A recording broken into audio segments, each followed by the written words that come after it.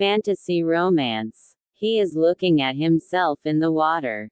She cannot see his face, only his back that is dusted with blossom petals from the endless orchard. He dips his hand in the ribbon of water cutting through the trees, then brings a palm full toward his lips. He tenses and begins to turn. The water from his hand crashes into the creek. Eileen awoke. The storm had made its way into her cabin. She shouted for assistance from her sleeping crewmates, pulling herself from her cot, and splashed hurriedly up the steps to the main deck to find the captain hollering orders, his demands caught in the sea spray and tossed overboard.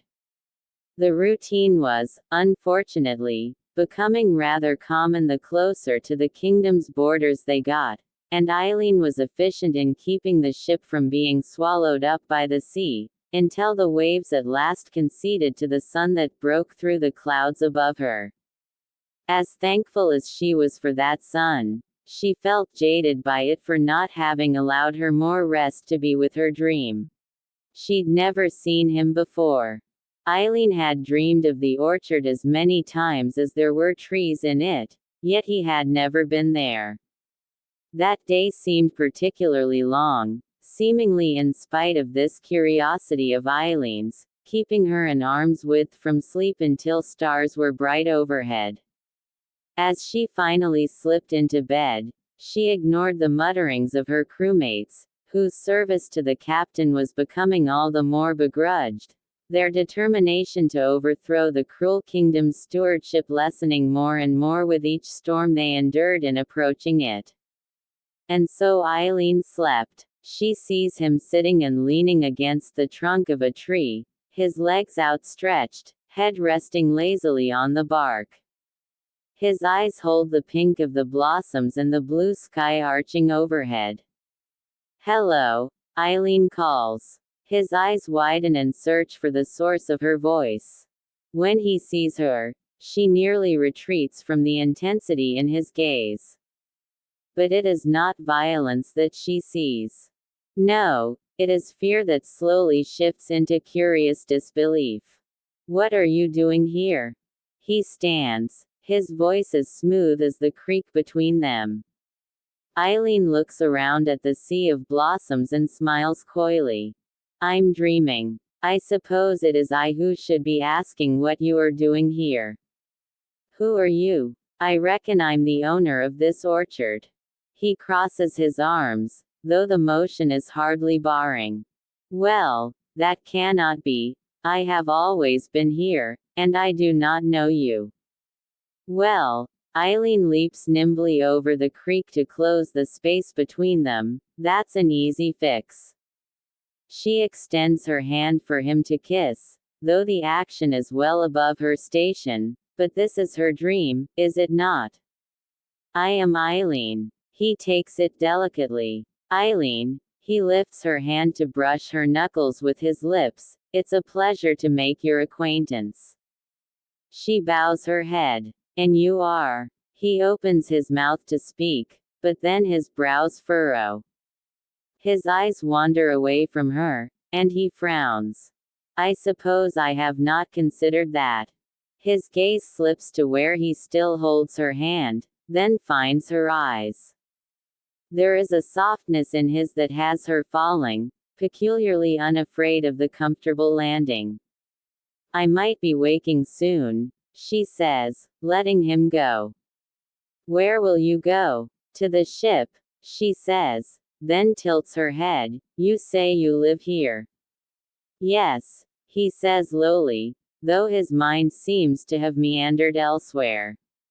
"This is indeed all I know. This never-ending spring." He nods. "Where do you go when you dream?" I do not dream at all, for I do not sleep." His frown suddenly writes itself into a smile. "Perhaps you are the dream, my very first."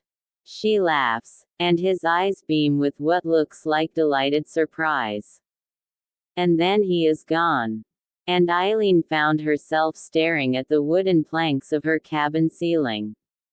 The dream felt oddly more like a memory as she went about her day, manning the ship, like something tangible.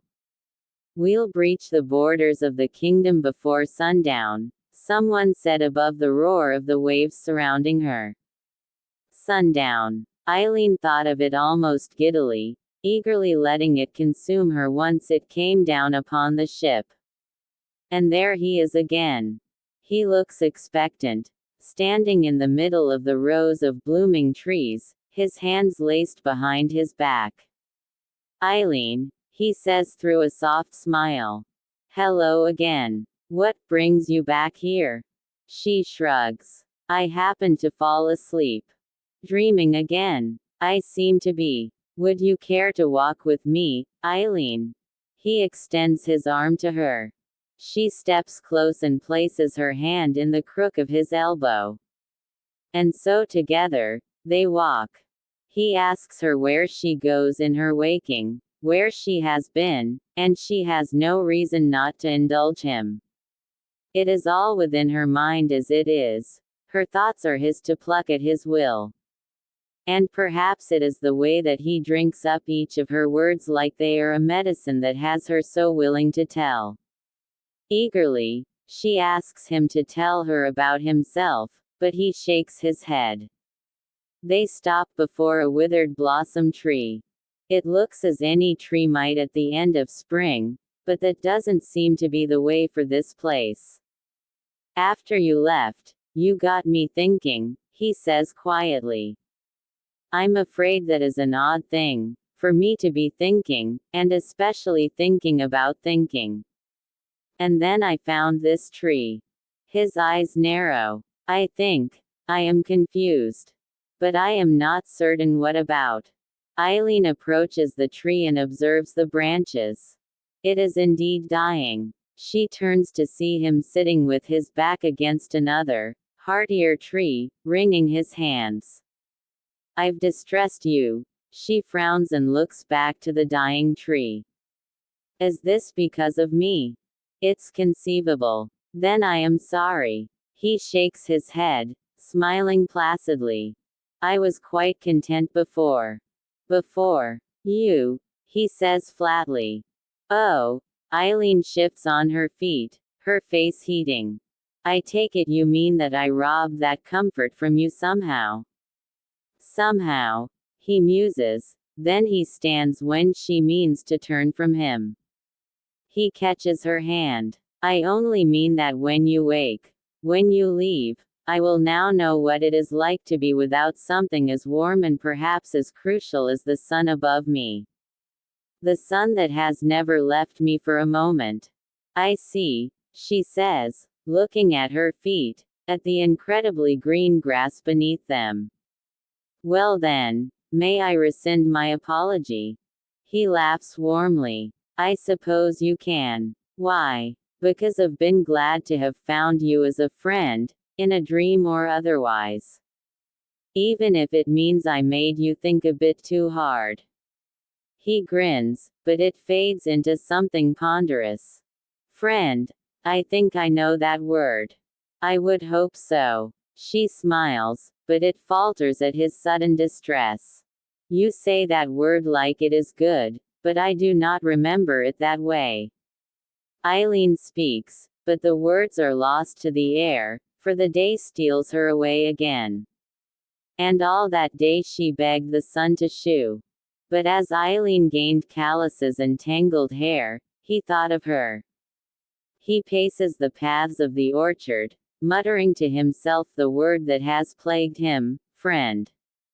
It is not until he is before the withered tree again that it dawns on him.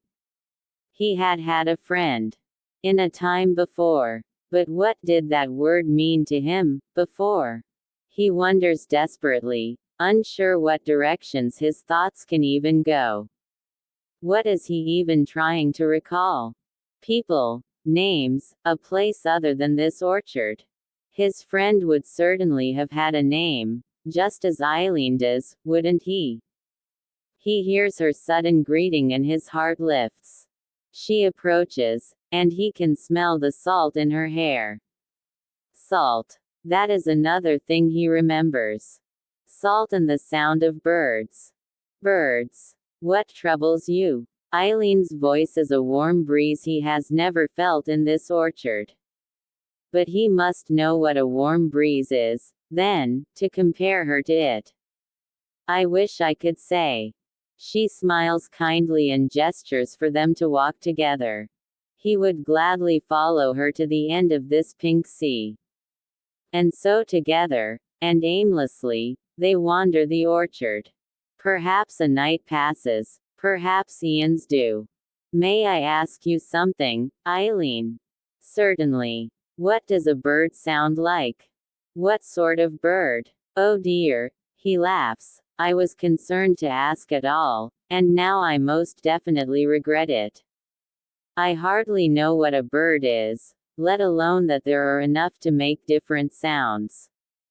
She chuckles, but squeezes his arm assuringly where she holds on to him. He looks down at her, eyes snagging in her hair. Is there a bird that has something to do with salt? Salt. She ponders. A gull. She lets out a high sound that might have begun as a replication but turns into a laugh. His eyes are quickly on the cyan sky above as he tilts his head back with his own laugh. Does that help you? She grins. Yes. He beams. I remember that sound. He pulls away only to grab her hands. The sea. He breathes. I remember the sea. She grips his hands tighter. What else? Sure. I know grass and trees, but trees that change. Seasons. His heart is ringing like a bell between his ribs.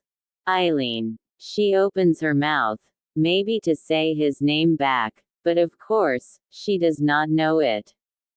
He pulls her closer, eyes wide. Conrad. He gasps. That is my name. Conrad. She whispers. Before he can revel in the feeling of his name being said by his sweet Eileen, a cloud passes overhead, graying her face. Confusion marks both of their expressions. Oh no. Her tone sinks, and he follows where her finger points. The creek bed has gone dry. He turns to her, but she is no longer standing beside him. Eileen, he cries out. She does not hear him. She gasped as she awoke, clutching her chest as if her lungs were withering along with the world in her mind. There were busy voices coming from above, and she hurried with her clothes to make herself useful. Not far now, someone said tiredly beside her as she worked. Eileen scoffed. I don't imagine how our measly fleet will uproot a century of tyrannical stewardship.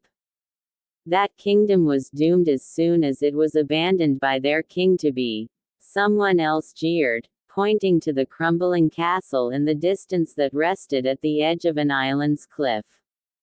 It was a tombstone, if anything. Unused for over 100 years. I'm here for my payment and nothing more. How can such a peaceful kingdom have fallen into such terrible hands? Slim pickings. I hear no one compared to the benevolence of Prince Conrad. And then he disappeared, leaving his kingdom to ruin. Eileen dropped the ropes she'd been handling, sending a beam careening toward her crewmates. There was a commotion of shouts, and she fumbled to gain hold of the rope again, hardly wincing even as it dragged across her palms. After a moment of her mouth fumbling and no words finding their way out, she managed to call to the captain, "Are we docking at the island?" "Course not. No point. The fight is on the mainland. Besides, a storm's on its way." But the captain was no longer in sight.